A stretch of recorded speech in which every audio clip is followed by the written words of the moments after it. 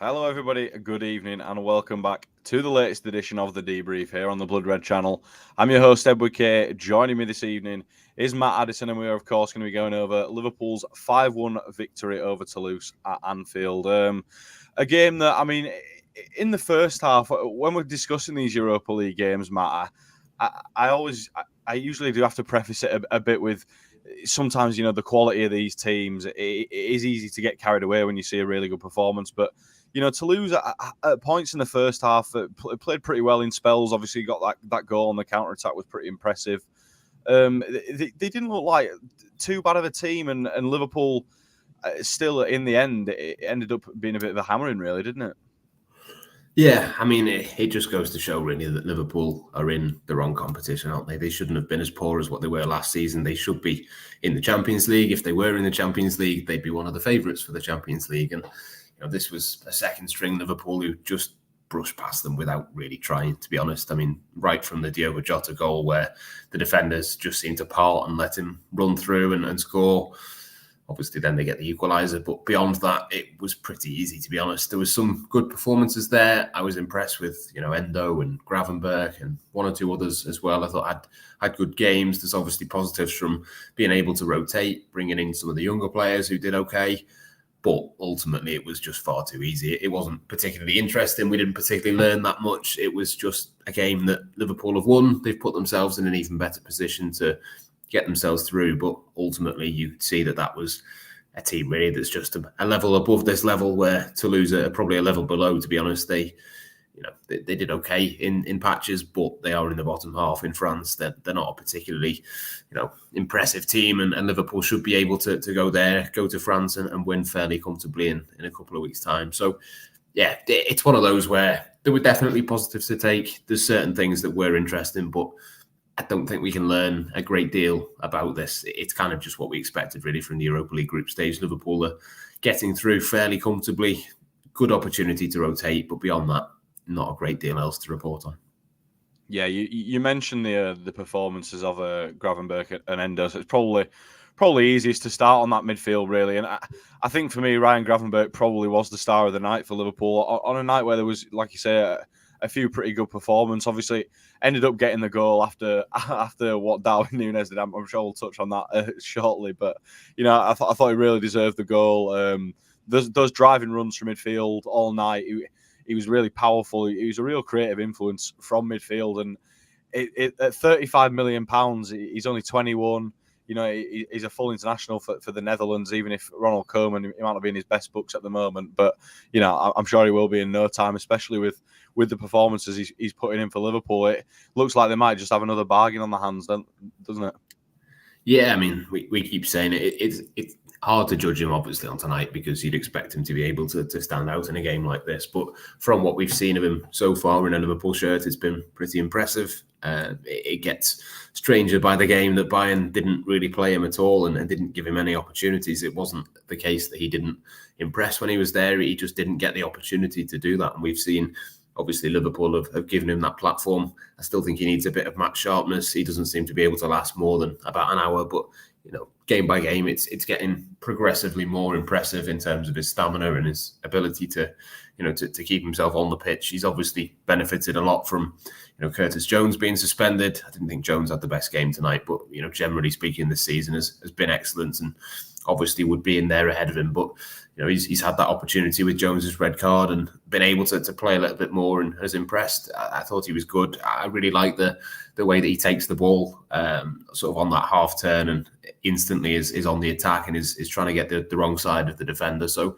that's a real trademark for him. I think that's something that we'll see, and it's probably something a little bit different. We saw it to an extent with Gini Wijnaldum, who could do that a little bit, but there's not loads of players in the Jurgen Klopp midfield across his time at Liverpool where they've had that real attacking instinct to get on the ball and do that. And Liverpool have got loads and loads of threats. So it'll be interesting to kind of see who wins the Jones versus Gravenberch battle across the course of this season. I'm sure there'll be plenty of minutes for both of them. But yeah, I thought Gravenberch was probably the best player tonight. There was a couple of others as well that did well, but I think he was probably the biggest positive. And yeah, like you say, gets the goal, but that was maybe not the most impressive thing he did on the night. There was certainly a lot of other things that was considerably more impressed by.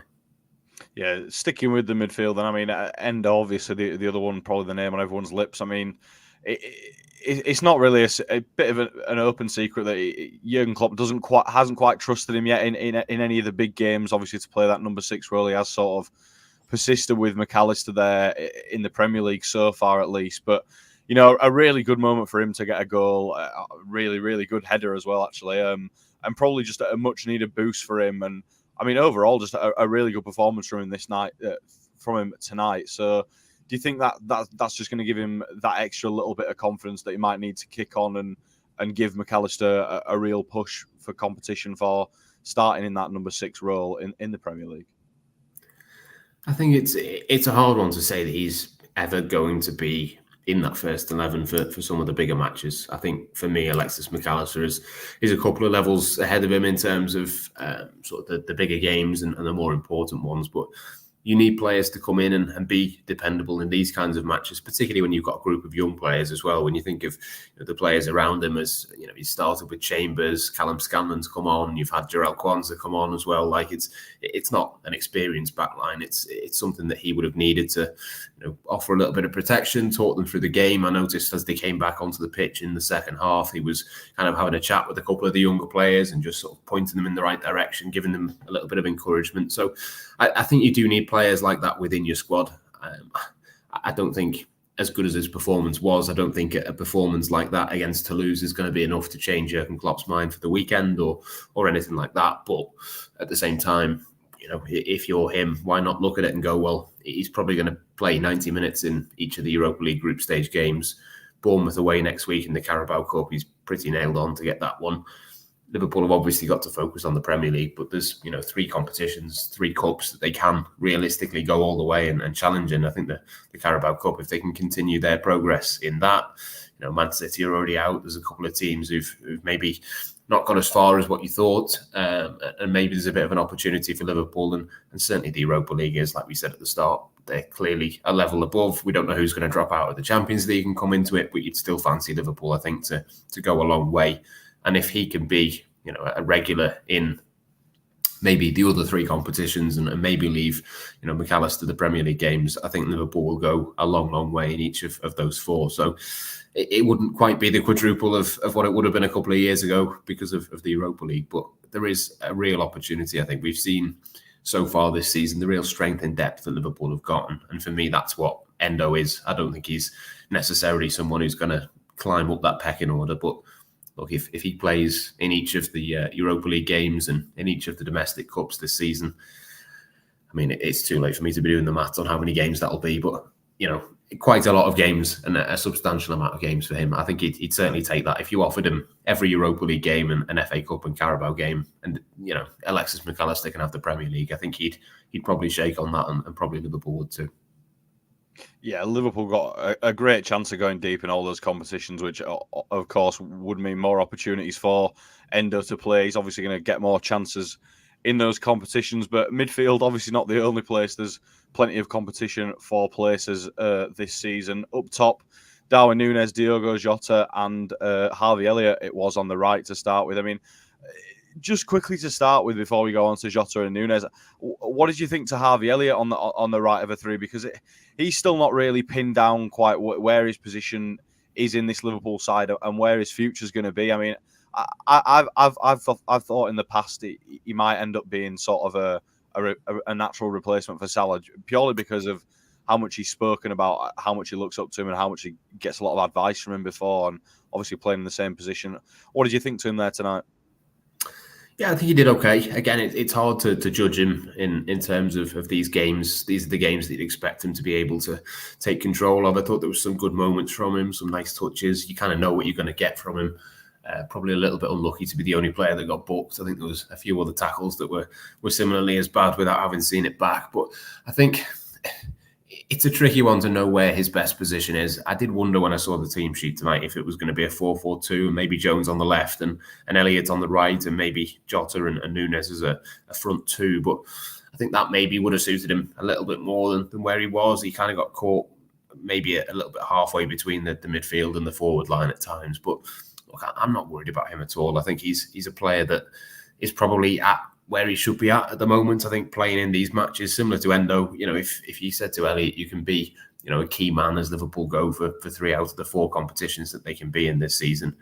That's a real opportunity for him to come in. And, he's still one of the younger lads, but I think he probably would see himself similar to Curtis Jones now, has been there long enough that he can be somebody who can take on a bit more of a leadership role. He can start to guide a couple of the newer lads into the team and show them the ropes and things like that. I think, that's the kind of role that I would look at for him. He's still got a lot of development to go.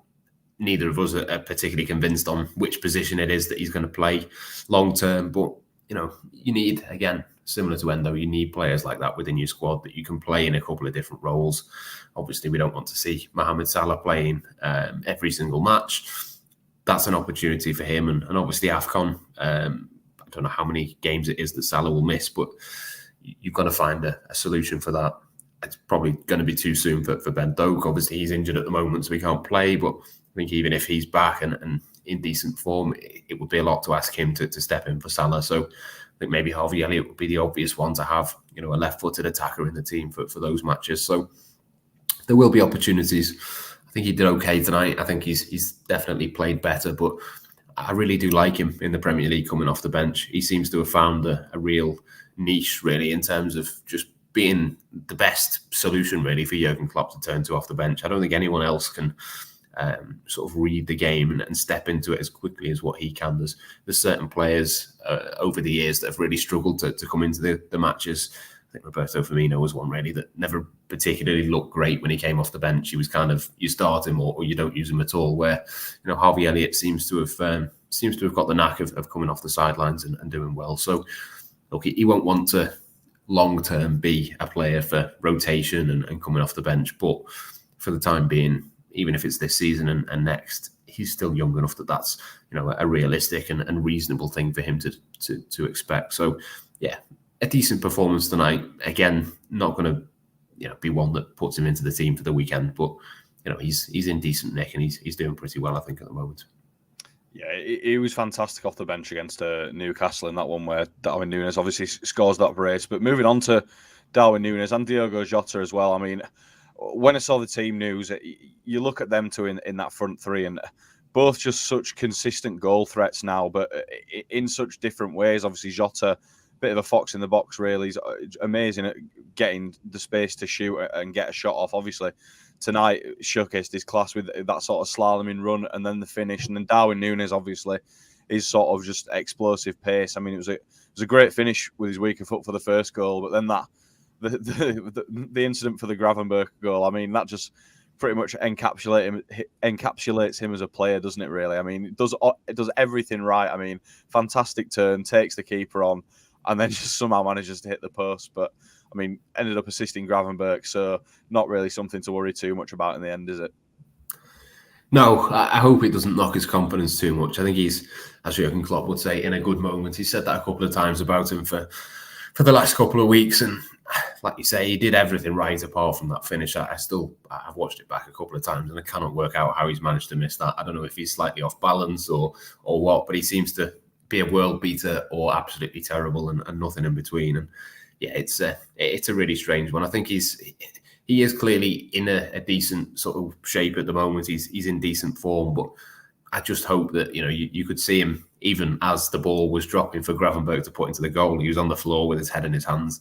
I just hope he can put that behind him and maybe get a goal at the weekend and we can all forget about it. And yeah, I suppose the positive of being in the Europa League rather than the Champions League is that I'm pretty sure if that was a Champions League group stage match, the clip might have been going around social media a little bit more than what it is. So maybe we can keep it quiet. Don't tell anyone about it and just forget about it. Pretend it never happened.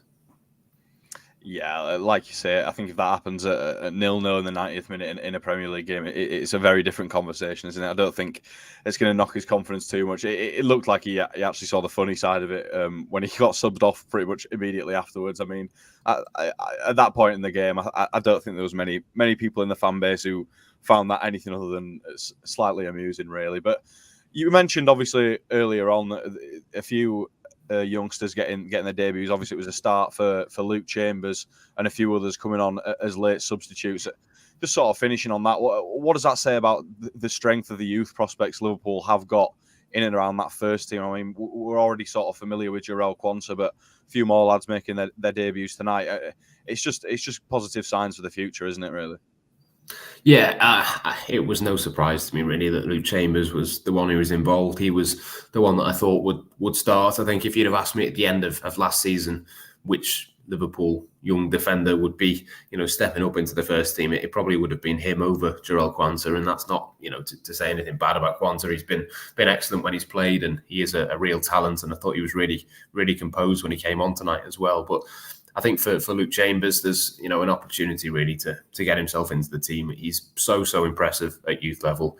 I think he was a little bit nervous, as you would be tonight. There was a couple of moments that he maybe took a couple of extra touches when he might have done things a little bit quicker, or there was a couple of times where he just knocked the ball a little bit too far ahead of Diogo Jota and that kind of thing. But that's to be expected. I think it's a big stage, a big European night, and there's a real player there. There's lots of quality. I do wonder whether his best position might be centre back at some point moving forwards, but he, obviously with the injury to Robertson and needing to rest Simicast, that's where the opportunity has come for him at left back. So yeah, it's one of those really where you need to take that step at some point. It's probably a good thing that Liverpool have won by so many. You can take a bit of confidence from that. Hopefully we might see him, against Bournemouth in the Carabao Cup, or potentially if Liverpool can get the Europa League group wrapped up, we might see another couple of opportunities, because I think out of the three youngsters that we played tonight, he's the one that's probably the readiest. I think Callum Scanlon's a real talent as well, but a little bit younger and a little bit more inexperienced. So I think Luke Chambers is the one really to keep an eye on for the rest of this season. If he can build on that and stay fit. The only reason we didn't see him during pre-season and during the summer was because he had a little bit of an injury. But then obviously has been involved in I think maybe 1 or possibly even 2 years earlier, he was involved in pre-season as well and looked good then. So yeah, a real talent, big step forward for him tonight. And yeah, I'm just happy he's got through, and Liverpool have won, and he can kind of come off the pitch without having made any errors or look too nervy. I think he did pretty well in the circumstances, and it probably helps as well that he had Trent, Gomez and Matip alongside him. I think that was probably a sensible decision from Jurgen Klopp not to go with Quansah and Chambers at the same time from the start. It was kind of a little bit of a mix of the two, and then Liverpool get the game wrapped up and they go from there. But yeah, definitely a player to watch, and we've only seen a small glimpse of what Luke Chambers can do tonight, but there's certainly a lot more to come from him. Yeah, I thought he looked pretty decent. If he does fancy a move into being a left-sided centre-back, FSG might be able to pinch a few pennies in the next few transfer windows there, if we don't need to go and sign one now. But that is all we've got time for here on The Debrief tonight. So, Matt, thanks for joining me, and we'll catch you next time.